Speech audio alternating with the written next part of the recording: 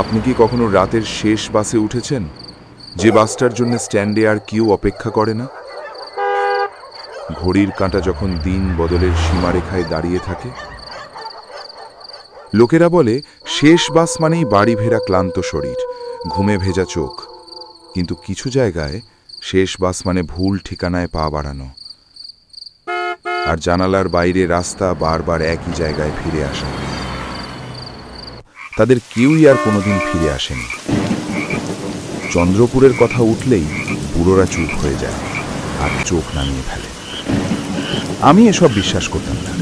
আমার কাছে এগুলো গ্রামের বানানো গল্প। ভয় দেখ।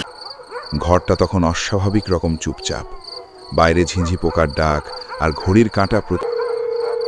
হঠাৎ বাবার ফোন। মা খুব অসুস্থ, তোকে যে করেই হোক আসতে হবে। কথা গন্ধ, পুরনো কাপড়, ভেজা মাটি আর কিসের যেন অচেনা এক গন্ধ।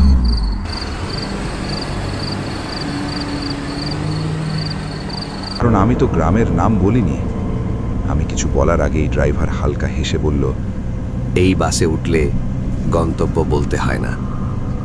হঠাৎ অনুভব করলাম শুধু একজন আমার পাশে বসেছে। আমি কেন